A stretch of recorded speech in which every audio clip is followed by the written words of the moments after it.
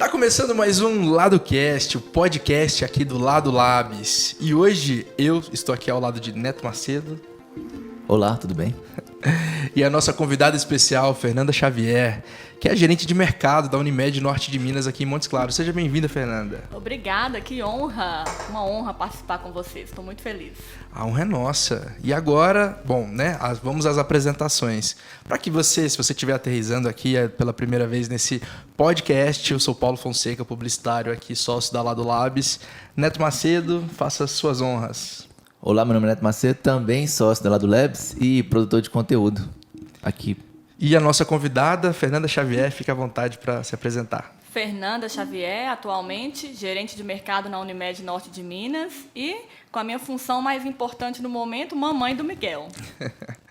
Muito legal, e a gente vai falar muito sobre isso. Afinal, a gente está num episódio especial aqui, né, sobre o Dia da Mulher, sobre a essencialidade da mulher no mundo, né, na sua existência, e o quanto a gente precisa valorizá-las, né, acima de tudo, e falar um pouquinho sobre vários assuntos relacionados à mulher. Para começar, Fernanda, eu queria que você contasse para a gente aqui um pouquinho da sua trajetória, né, e falasse principalmente como que foram esses desafios no mundo aí dominado pelos homens. Legal. Então, Paulo, Neto, a minha trajetória no mundo das vendas, ela começa na Unimed, né, e ela existe lá até hoje. Então, eu venho de faculdade de Direito, nunca foi área de interesse ser vendedora, tampouco gestora de vendas. Então, nunca foi uma coisa pela qual eu tivesse muito interesse. Mas, uma vez que o bichinho das vendas me picou, nunca mais eu saí desse universo. Aconteceu a mesma coisa comigo. Né? Então, é muito bacana quando é assim. Eu descobri o amor pelas vendas. Hoje eu sou uma apaixonada pelo que eu faço. E há 13 anos eu faço parte do time da Unimed, aqui em Montes Claros. E 10 anos fazendo gestão de vendas, né? Desenvolvendo consultores de vendas, preparando pessoas para se relacionar cada vez mais com os nossos clientes. E essa tem sido a minha jornada. Antes da Unimed, eu não posso dizer que eu tinha uma carreira profissional, mas eu passei por diversos lugares, trabalhei em comércio aqui na cidade de Montes Claros, em vários lugares. Te confesso que já fui vendedora, já fui mandada embora de uma loja, um comércio em Montes Claros, por ficar 3 meses seguidos sem bater meta. Mas nunca precisei usar desse mecanismo no meu time. Graças a Deus a gente está com pessoas que já têm muito tempo que trabalham conosco e a gente tem muita troca, muito feedback, muita construção no perfil desses profissionais e tem dado tudo certo. Eu acho que o importante também é falar que a gente precisa começar, né? A gente começa e começa de baixo. Não é nenhum problema, né? Falar isso. Nenhum problema. E na trajetória da gente é que a gente vai evoluindo, Eu achei até aprendendo. engraçado, a Fernanda hoje é gerente de vendas, a pessoa que foi responsável, Sim, até onde eu sei, por expandir o departamento de vendas da Unimed, já ter sido demitida por não bater meta de venda. Verdade. Então Isso o mundo dá voltas, acontece. Dá voltas e eu te confesso, Neto, mais ainda, que assim que eu entrei na Unimed foi um sonho realizado, eu tinha muita vontade de trabalhar, era uma empresa com a qual eu me identificava desde antes de entrar. E assim que entrei, meu sangue ficou verde, tenho que te confessar. Mas entrei na área administrativa, comecei de baixo mesmo, não em referência à função que eu executava, mas comecei num cargo de acordo com a experiência que eu tinha na ocasião, era simples, eu fazia cadastros de clientes e fui fazendo isso muito bem feito e com muito amor e muita paixão, e ali eu fui crescendo. E quando a oportunidade da gestão chegou, te confesso que eu não era preparada, fui pela remuneração e não por achar que eu tinha aquela capacidade e que fosse uma área de interesse. Mas a experiência agregou muito na minha vida e eu acho que desde quando eu assumi, há 10 anos atrás, eu venho me desenvolvendo até hoje. Então, nunca parei. Não posso me declarar hoje uma expert no assunto. Eu me considero uma aprendiz do universo das vendas e estou seguindo nele. E como que é para você aí estar no mercado que naturalmente, quando a gente fala de cooperativa, e a gente que teve a oportunidade, né, de atender a Unimed aí por pelo menos 3 anos, num universo que é dominado pelos homens, quais desafios você teve pela frente? Então, Paulo, assim, se a gente parar para pensar, o universo das vendas, eu não o vejo tão masculino, sabe? Eu acho que é bem diverso, né? Tanto muita presença feminina, as mulheres estão aí nos cargos de vendas, de gestão de vendas, tem muita presença feminina. Mas, de fato, o Sistema Unimed já é um modelo de negócio onde a presença do homem, principalmente na gestão, é predominante, né? Um sistema muito masculino. Então, quando a gente identifica mulheres, não só nos cargos de liderança, geralmente elas representam ali com muita intensidade. Na Unimed Norte de Minas, por exemplo, temos muitas mulheres na gestão. Temos agora, há 8 anos, né, completando, a nossa presidente, a doutora Cláudia Borém, vocês tiveram a oportunidade de conhecer. Sim. Uma líder forte também, que nos inspira ali no cotidiano. E é desafiador, né? Ainda é uma busca por um espaço, ainda não a gente sente mesmo com muita ousadia, com muita coragem que a gente vai para o enfrentamento ali, mas a gente sabe que existem as dificuldades, existe o preconceito, existe o espaço que é pequeno, como eu acredito que em todos os setores, todos os lugares, mas eu acredito que isso é algo que vem mudando dentro e fora do nosso negócio. Eu acho que as mulheres estão ocupando cada vez mais espaço e a gente não desanima, não. Vamos chegar lá. É isso aí. A gente está no mercado de, especificamente, propaganda, né? De marketing. Para mim, eu tenho muito isso na minha cabeça hoje, que a gente tem muitos espaços dentro da agência que as mulheres estão dominando assim, total, sabe? Principalmente na parte de criação, na parte de planejamento, assim. Eu acho que tem esse toque feminino a mais, é diferente. E aquela excepcionalidade do fazer, né? Que eu acho que a gente sempre encara durante a nossa jornada muitos planejamentos, mas o saber fazer, o estar atento aos detalhes, eu acho que é uma característica bem feminina, né? Sim. Eu acho que o espaço, ele é de todos. Não tem essa questão de aquilo que o homem faz que a mulher não possa fazer e vice-versa. Função para homem, não, função para mulher. Eu sou totalmente contra. Acho que é livre, cada um se estudar, se buscar, se dedicar, vai ter condições de executar. Mas a mulher, ela tem algumas particularidades, né? A mulher, ela joga literalmente nas 11.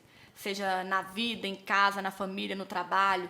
A mulher tem, naturalmente, o viés da criatividade na sua personalidade, né? A mulher mãe, ela precisa decifrar o filho. A mulher esposa, ela traz ali uma complexidade para o marido, porque para entendê-la, né, o Neto já tem esposa. Tem esposa. Fala se não é um desafio compreender aí às vezes, sim, as particularidades da esposa. Então, a mulher é um ser muito complexo e cheio de habilidades, né? Então, aquele ditado antigo que tem aí, mulher faz várias coisas ao mesmo tempo, isso é verdade. Então, somos, em todas as áreas da nossa vida, muito forçadas a conseguir desenvolver essa habilidade de ser sempre multitarefas. E isso acaba sendo um diferencial da mulher, inclusive no mercado de trabalho. A gente vai fazer uma pergunta, mas eu acho que essa pergunta é uma pergunta, já vou pedir desculpa pela pergunta. Como é que está sendo conciliar a vida profissional com a vida de mãe? Mas eu acho que é porque, eu não sei se o Paulo concorda, é uma pergunta que está ficando antiga, eu acho. Eu acho que até bom a gente é uma oportunidade de a gente quebrar isso, né? Isso, é um jeito... Porque afinal a gente acredita que, né, no dia que a gente vive hoje, até o seu marido teve que adaptar a rotina, né? Para receber essa nova vida. Exato. Esse presente de vocês. Sabe que é uma pergunta que eu acho que é antiga, mas eu acho que ela faz sentido total. E principalmente com essa presença tão forte de influenciadores digitais, né? Aquelas pessoas que hoje, infelizmente ou felizmente, inspiram, impactam a vida das pessoas, a gente acaba romantizando algumas coisas que a gente vê ali no Instagram, né? Que é o que é mostrado, e a gente acha que é tudo muito tranquilo, muito fácil. E a própria mulher, né, ela se sente, às vezes, muito intimidada ou muito envergonhada de admitir que não é uma jornada fácil. É uma jornada cansativa, à beça, é uma jornada desafiadora, cheia de medos, de dúvidas, de questões, é uma jornada às vezes dolorosa, mas é a melhor jornada da vida. E o momento do retorno, ele também é cercado de tudo isso, né? A gente fica ali... Você que está voltando agora, né, a trabalhar. Agora, você fica pouco tempo em casa, exclusivamente por conta do filho que está chegando, e chega um momento que toda a mulher que precisa trabalhar, ela tem que retornar. Então, você vive ao mesmo tempo a angústia de se separar do seu filho, a angústia do novo, de não saber que alguém vai cuidar, que não é você, a angústia de saber se o bebê vai se adaptar ou não, a angústia de retornar ao trabalho cheio de novidades, de desafios que você não está atualizado com eles. Então, é uma jornada desesperadora. Mas acho que o amor que envolve o Ministério Maternidade, ele ajuda, né? Você passa um dia no trabalho ali, com muita dificuldade de se adaptar de novo naquele contexto, mas quando você volta para trás, você mergulha no amor de novo e Eu vai acho até tocando que a vida. é uma decisão que nós, homens, talvez não tenhamos que contemplar. Que essa coisa, será que eu vou querer dar esse stop na minha carreira? E depois, como é que vai ser depois que eu voltar? Porque a mulher, querendo ou não, por exemplo, por mais que você possa voltar, e tudo é claro, né? Mas tem período de amamentação, então... Sim. E o homem não tem essa parte, por exemplo. Então, e sabe o que é o engraçado? É porque a gente vai, você tá ali, a mulher que, na maioria delas, né, nos dias de hoje, ela quer ser multitarefas. A mulher não quer ter um papel só. Ela quer ser dona de casa, sim, porque tá tudo bem ser dona de casa. Ela quer ser esposa, ela quer ser mãe e ela quer ser uma puta profissional. Um baita profissional, né? Deixa eu corrigir para ficar mais suave. Tá liberado. Quer ser um profissional de encher os olhos. Ela quer, a mulher se desafia demais nos dias de hoje. E assimilar tudo isso é muito difícil. Então, você pensa, para viver a maternidade, a mulher ela vai abdicar de inúmeras coisas que são importantes para ela. É um corpo ideal, é uma rotina de trabalho, é uma rotina de estudos. Fiz ali uma pausa, fui para casa, fiquei 4 meses, cuidei de um bebê, então fiquei desatualizada, fiquei fora da rotina. O corpo também, agora é um corpo de mãe, não é um corpo de mulher somente. Então, é uma somatória de fatores que torna tudo mais difícil, não só no momento do retorno, mas eu acredito que leva um tempo aí até a gente se adaptar. E é bom até fazer um comparativo aí com redes sociais, né? A gente falando de marketing digital, de se atualizar. E é importante não também encarar aquilo como a realidade, porque de fato não é só um recorte. E entender que também não existe um modelo, né? De mãe, de mulher. Não existe. E tá tudo bem, né? Até romantizar, eu acho que tá tudo bem. Se alguém consegue entregar esse ideal de que vai ser fácil, vai ser tranquilo, existem pessoas que têm uma vida estruturada para tornar tudo mais fácil, existem outras que não têm, né? No meu caso, eu não tenho babá, então eu precisei administrar a rotina, quem vai cuidar do meu filho, como que eu vou fazer a minha jornada de trabalho. Mas existem pessoas que têm uma mega estrutura e tá tudo bem também. Sim. E eu acho que é da mentalidade das pessoas que vivem essa realidade de rede social, entender que aquilo que é mostrado lá não é na íntegra a vida de ninguém. Então, óbvio, para quem tem facilidade, vai mostrar às vezes um cenário que é fácil. Mas eu tenho que entender que aquilo não é a realidade de todo mundo e nem é 100% da vida de quem está mostrando. Então, ter dificuldade está tudo bem também, né? E a maternidade é bela, né? E ela soma e agrega muito à vida profissional. A mulher... É verdade, eu achava que era mito, tá? Antes de me tornar mãe, eu era uma pessoa completamente desacreditada, achava que tudo era frescura. Ai, mas esse negócio de estresse é frescura. Ai, mas a mulher cai o cabelo depois do parto, é frescura, porque não se cuidou. Ai, mas esse negócio do corpo, claro que volta rapidinho, é só malhar, é só ter rotina de atividade física. Mas, sim, Os hormônios... não é mito, é tudo verdade. Mais para umas, menos para outras, mas é verdade.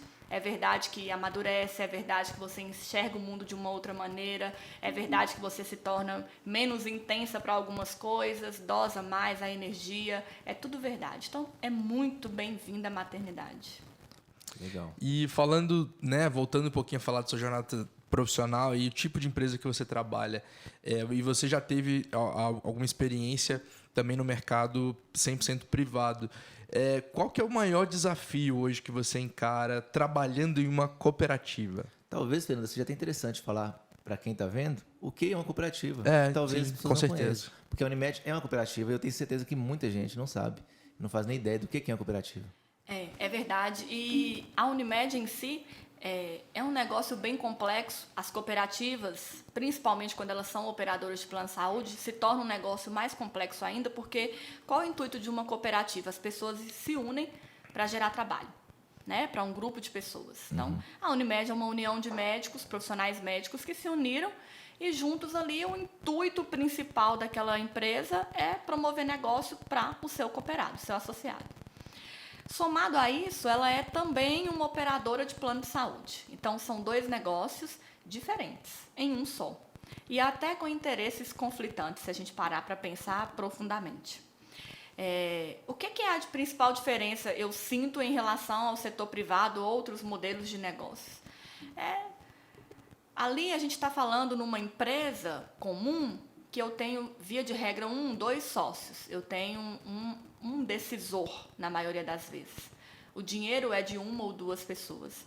Quando você vem para o modelo de negócio cooperativa, existe uma burocracia maior, existe uma responsabilidade maior até de quem está à frente, porque você está fazendo gestão de um recurso que é de muitas pessoas, né? Então, No caso da Unimed, são, sei lá, são mais de 500 550 sócios. cooperados. Então, você para pensar que é dinheiro de mais de 500 pessoas. Sim. Então, a responsabilidade é ainda maior. E eu acredito que até você se comprometer a assumir as responsabilidades, com certeza, isso vale para tudo, mas até esse trabalho de internamente na cooperativa manter todo mundo engajado, né? Todo mundo engajado. Todos os mais de 500 médicos, porque precisa Exato. votar, precisa tomar decisão, Com certeza. e nem sempre elas vão vir na velocidade que precisa, né? E aí, falando da parte de vendas, a gente sabe que a gente precisa estar o tempo todo tomando decisões rápidas, porque o momento ali já faz uma grande diferença, né? Eu brinco até, Paulo, com a minha equipe, que brinco e falo sério. Falo, gente, aqui a gente tem mais de 500 patrões, né? Traduzindo, é isso que a gente está querendo falar na prática. Então, são mais de 500 que mandam nisso daqui.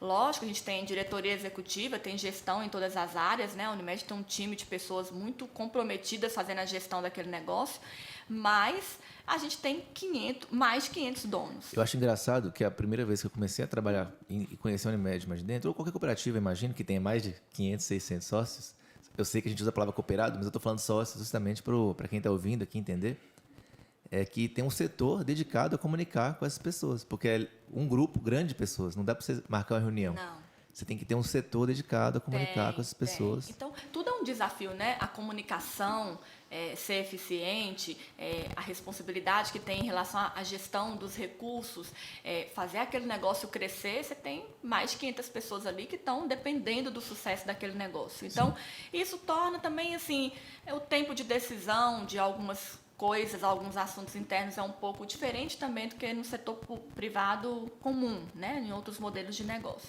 Mas eu acredito também há vantagens, né? Eu ia dizer agora, Paulo, o principal, eu acredito, do modelo de negócio cooperativista é que o foco no desenvolvimento dos envolvidos em geral, não só dos colaboradores, mas dos próprios associados. Existe sempre um foco na educação continuada, um foco em desenvolver as habilidades das pessoas para que elas entreguem melhores resultados. Então, isso é muito presente no modelo cooperativista. Eu acho que é o bacana, sabe?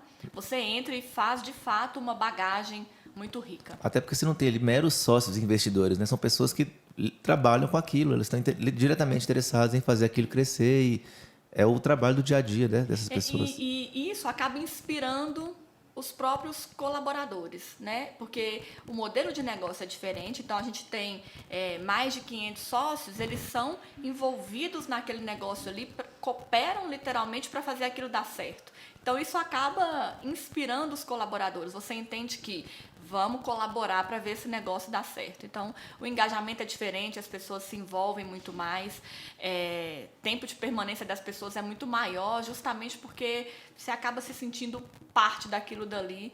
Então, a cultura de uma cooperativa é bem diferente, sabe? É bem legal. Muito legal. A gente teve agora aí, Fernanda, a pandemia, mas eu estou falando, essa pergunta tem um pouco, eu expando isso um pouquinho antes da pandemia também. A gente sabe que você foi responsável, ou está responsável pelo setor de vendas lá, o comercial, e a gente sabe que esse comercial sofreu uma mudança nesses 10 anos. Eu queria perguntar para você, principalmente para outras pessoas que trabalham com vendas, como foi essa mudança? No caso, é a mudança do setor de vendas mais ativo, né? Que buscava diretamente os clientes, para um setor que trabalha com inbound agora, né? Com os clientes que entram, como é que você vai acolher esse cliente, fazer ele passar por um processo e fechar a venda? Neto, eu achei super legal o que aconteceu, né? A pandemia é um assunto de muita tristeza, né? Trouxe muitos prejuízos para o país, para o mundo e para os negócios. Mas, se a gente tiver que tirar um proveito, eu acho que o que mudou na perspectiva dos negócios, nas áreas de vendas em especial, de marketing, foi um ganho. Eu acho que alguns modelos de negócios tinham uma dificuldade muito grande com vivenciar a chegada da tecnologia, né, das inovações, a importância das áreas de vendas. A gente brinca que é o coração de cada negócio. Pensa aí na sua empresa hoje aqui, né, ao lado do Labs, como é que vocês fariam se vocês não venderem o serviço de vocês com muita qualidade? Então, não tem razão de existir. Se não existir alguém para comprar, vocês não vão existir para prestar o serviço. Claro. Então, é uma área que precisava ser valorizada. A gente vivia um modelo de vendas tradicional até então, antes da pandemia. Sim, com chegada de tecnologia, ferramentas que facilitam a venda, que qualificam melhor a venda, mas nada tão impactante como foi após a pandemia, durante e agora, né, que a gente está saindo dela, graças a Deus. Então, resumindo, houve, de fato, a chamada aceleração digital. A gente tirou as vendas daquele contexto muito presencial, onde, para você conseguir fazer uma venda, você tinha literalmente que interagir com o cliente no presencial.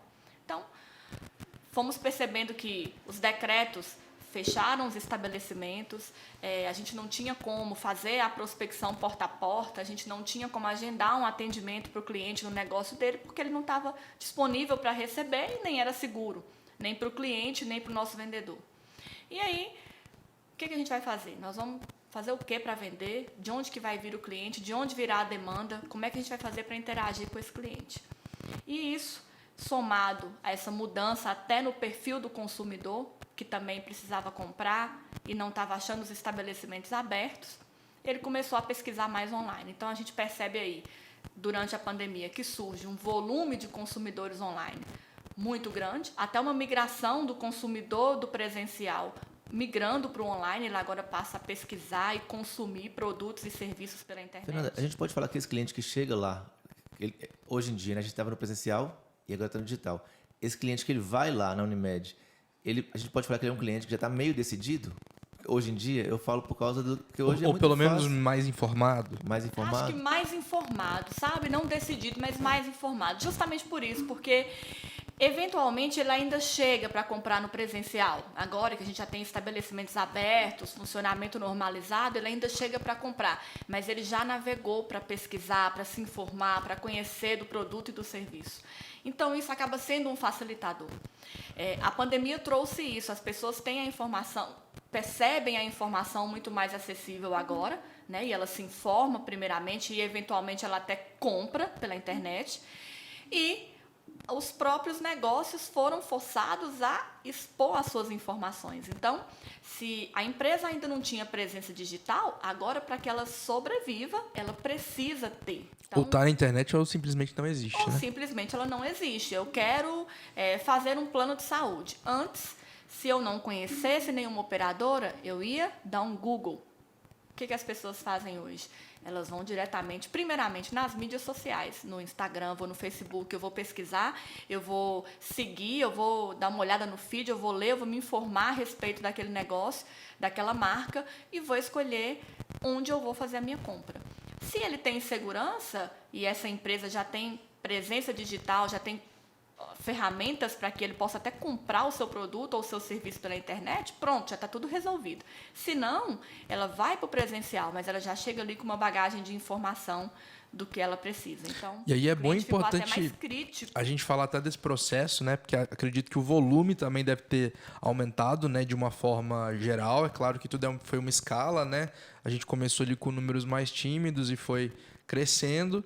Mas para falar também desse processo lá que vocês instauraram, que foi a pré-venda, né? Aquele processo de você ter colaboradores exclusivamente para fazer um filtro se aquela pessoa realmente ela vai prosseguir para uma contratação ou se ela vai declinar, né?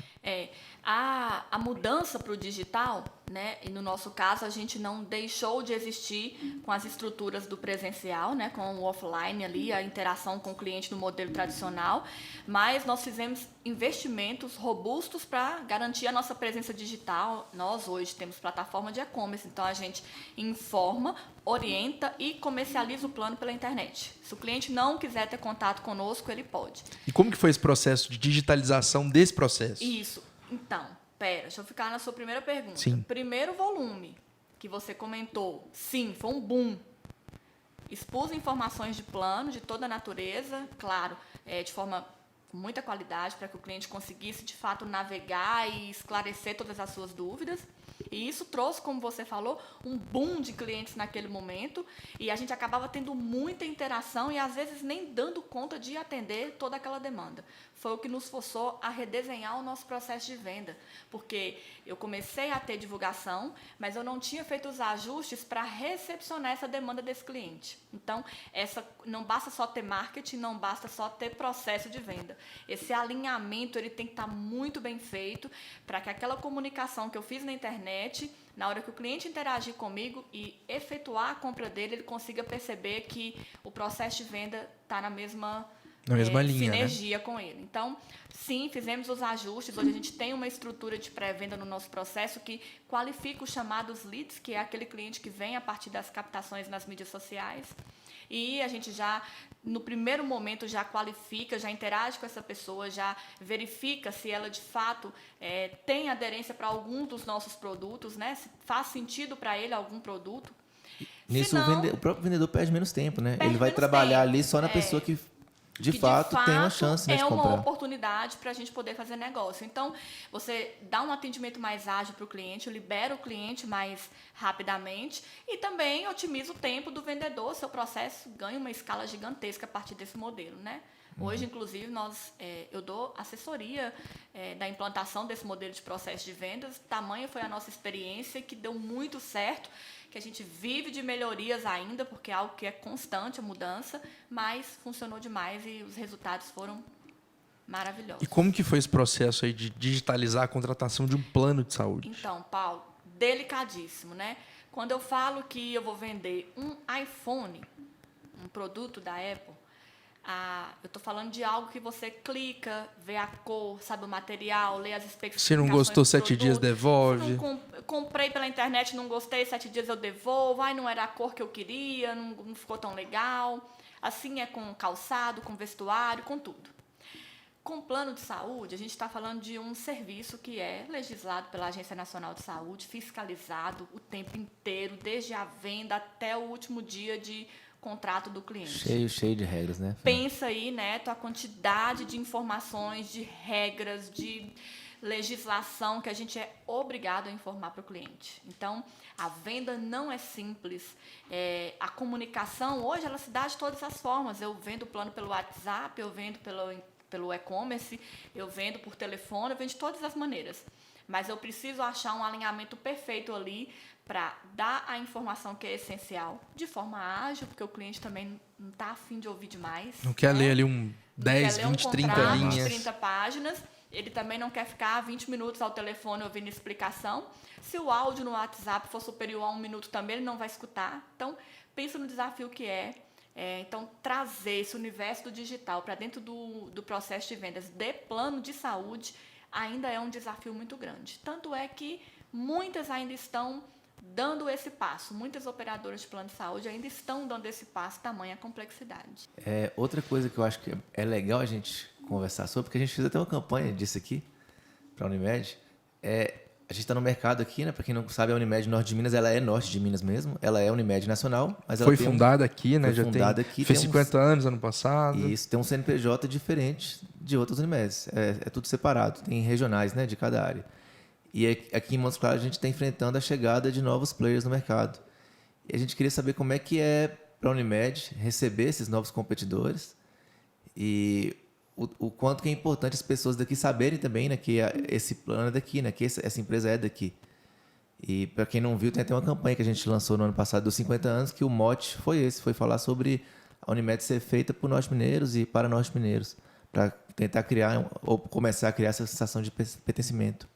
Vocês foram muito felizes nessa campanha, porque eu acho que ela transmitiu exatamente o que a gente já precisava há muito tempo transmitir para a população aqui de Montes Claros e região. Então, a Unimed comemorou 50 anos aqui na nossa região, né? Isso é muito tempo de permanência, de estrutura num setor que é tão carente que é a saúde, né? No norte de Minas muito carente de boas estruturas em saúde, e a cidade de Montes Claros muito sobrecarregada com tamanha demanda que a gente precisa receber aqui, né, da população do norte de Minas. Então, ter uma empresa de um setor tão importante quanto a saúde presente aqui há 50 anos, isso significa um negócio que vem dando certo há 50 anos, né? Sim. É uma empresa que passou aí por todas as crises que o país passou nos últimos anos e sobrevivemos, preservando sempre o trabalho médico, né, do cooperado e a mão de obra envolvida ali na nossa estrutura. Hoje já são mais de 100 funcionários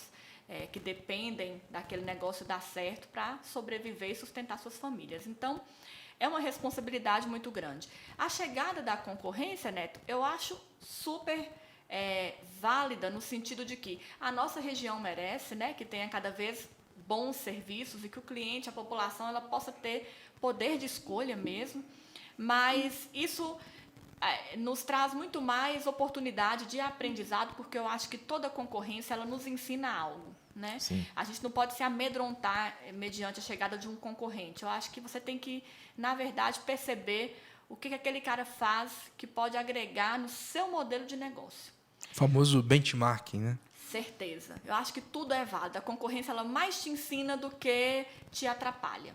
E são modelos de negócio, essas novas operadoras, não são tão novas, mas são novas aqui na região, elas trazem um modelo de negócio que é muito diferente do que o Sistema Unimed faz.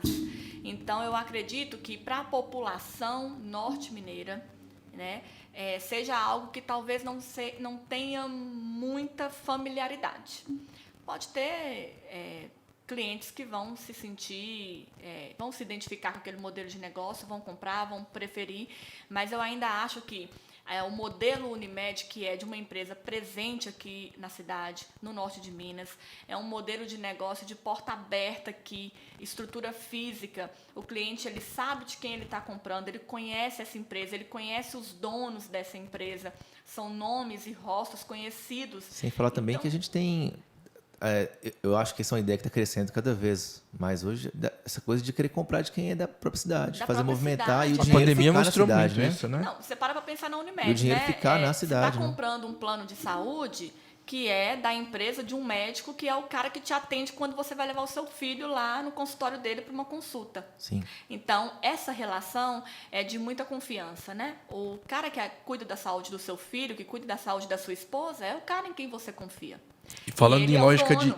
falando em lógica de trabalho, esse cara, provavelmente esse médico, né, ele vai ter uma clínica que também vai empregar mais Exatamente. pessoas, né? Então é toda uma rede. E ele vai comprar, provavelmente, no comércio aqui também da cidade, o filho vai estudar na escola da cidade, então esse dinheiro E fica na movimenta a cidade. economia Na região, na local, verdade. né? Você pensar que, olha, a Unimed está aqui há 50 anos, hoje ela gera trabalho para mais de 500 médicos, ela gera demanda para quase 200 estabelecimentos de saúde, dentre clínicas, laboratórios, hospitais. Então, olha o movimento que isso representa na economia local. Então, isso tem que ser valorizado pela população, por isso a nossa campanha dos 50 anos foi muito bem-vinda. A gente tinha que mostrar para a população que estamos aqui há 50 anos, cuidando da saúde da população, né? Então, a chegada de concorrência, ela nos ameaça, a gente entende que são 50 anos de marca que vem se fortalecendo, de um serviço prestado com muita qualidade. Não é perfeito, porque na prestação de serviço eu acho que nada é perfeito, mas a Unimed acolhe, gerencia e se envolve na demanda e no dia a dia de cada cliente. Então, eu acho que esse é o propósito da empresa, né? E é particularmente por isso que eu estou lá. Lá a gente tem um propósito de cuidar de pessoas, com que eu me identifico, e eu acho que isso faz toda a diferença na relação aí de concorrência. Fernanda, e falando de, né, vamos falar aí agora de inovação nesse mercado, o que você enxerga na sua visão, assim, o que você acha que ainda há espaço para inovar nesse mercado de assistência, saúde assistencial, de planos de saúde, e o que você acha que vai acontecer, né? Fica à vontade para dar sua opinião livre dos próximos anos.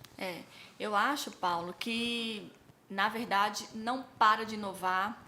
Já vem há algum tempo, mesmo antes da pandemia, que o serviço em saúde ele vem sofrendo assim, uma mudança 360 graus daquele modelo tradicional de consulta médica, de exames, de Veio a telemedicina, né, que está a bem jornada do difundida. beneficiário, hoje, ela acontece de maneiras muito práticas, existe dos próprios estabelecimentos em saúde, das empresas que são do setor da saúde, uma preocupação muito grande em proporcionar uma boa experiência para o cliente. Na verdade, eu acho que isso deveria ser a missão de todo e qualquer negócio, né? O cliente hoje ele compra experiência.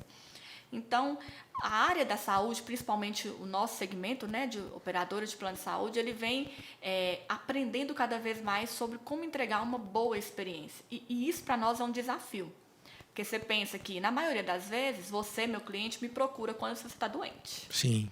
Então, já é um momento delicado, já né? é um momento delicado, sensível, mas desde a compra até o momento do uso, a gente tenta fornecer, entregar um serviço que te proporcione uma boa experiência. E isso em todos os aspectos, na agilidade da entrega, na maneira como a gente se comunica com o cliente, de como a gente desperta o encantamento, desde você ser recebido numa clínica onde tem um foco no seu conforto, na tranquilidade, onde você seja recebido com um atendimento de excelência e receba de fato um acolhimento humanizado, né? Não seja aquela coisa fria dali da relação cliente-secretária, que na maioria das vezes é. Então, hoje a gente já tem aí a chegada da telemedicina, que movimentou centenas de milhões de atendimentos no decorrer da pandemia, né? Então, a pandemia trouxe um boom nos atendimentos de telemedicina, os números foram gigantescos, surgiram novas startups aí que trazem esse serviço e que exploram esse serviço, e os profissionais médicos estão se adaptando a esse universo novo. Então, eu acho que a mudança aconteceu em todos os aspectos da área da saúde. Ainda tem muita coisa, né, pra mim. Desde a venda, desde o atendimento mesmo, até a parte do uso mesmo, né, do serviço dos profissionais que estão envolvidos. Então, eu acredito que o futuro nos reserva ainda grandes mudanças, né, e inovação eu acho que é a palavra.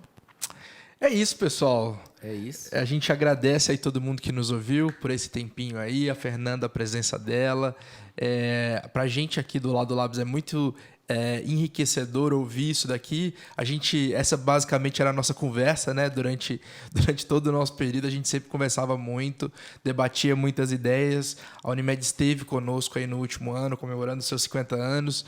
Especificamente comigo foram 3 anos, né? Ao lado da Fernanda, a gente sempre tomando as decisões e foi realmente um marco, né? Essa virada de sair do off, entrar no on, e agora a gente, graças a Deus, conseguimos, graças ao trabalho, né? Em conjunto, e aí a gente fala que não foi algo só do lado de cá, algo muito do lado de lá também, né? Ao lado do cliente é muito importante esse alinhamento para que, de fato, a gente consiga colher resultados. Então, Fernanda, te agradeço aqui a presença e, Neto, fica à vontade para poder se despedir também. Eu acho que é isso. Só agradecer mesmo, acho que não tem nenhuma grande mensagem. Gente, eles são sérios, assim, tá? Mas esse pessoal aqui nos bastidores, eles só atrás do microfone, caramba, né? tá? São divertidos pra caramba, Fazendo contam pose. até piada, viu, nos bastidores. Eu tenho Principalmente, que me segurar né? aqui para não contar piada, porque... Não, Paulo, Neto, eu quero agradecer vocês dois em especial e toda a equipe aqui da Lado Labs. Eu sou fã de vocês, do trabalho. A gente trocou muita experiência ao longo desse tempo que ficamos juntos. Muita guerra, muita luta, muito confronto, muito Mas faz parte do jogo, né? Muito aprendizado, né? E acho que isso é o bacana do profissional de marketing, do profissional de vendas, porque a gente sabe que é difícil de achar a sinergia, mas a gente sabe que não vive um sem o outro, principalmente no modelo de negócio atual, é totalmente uma área dependente da outra, e se a gente se abrir para esse universo, a gente aprende pra caramba. E para mim está sendo um prazer estar aqui hoje falar com vocês. Foi uma honra ser convidada, tá? Foi um bate-papo mesmo, livre. Espero ter colaborado e contribuído aí com fantástico. vocês. Com certeza. Então é isso, pessoal. Obrigadão, gente. Você que ouviu até aqui, muito obrigado. Compartilhe esse episódio aí com seus amigos, nas suas redes sociais. Não e se siga esqueça de a gente. marcar a gente. Exatamente, no @Lado Labs. É isso. A gente se vê no próximo episódio. Valeu. Falou, gente. Até mais.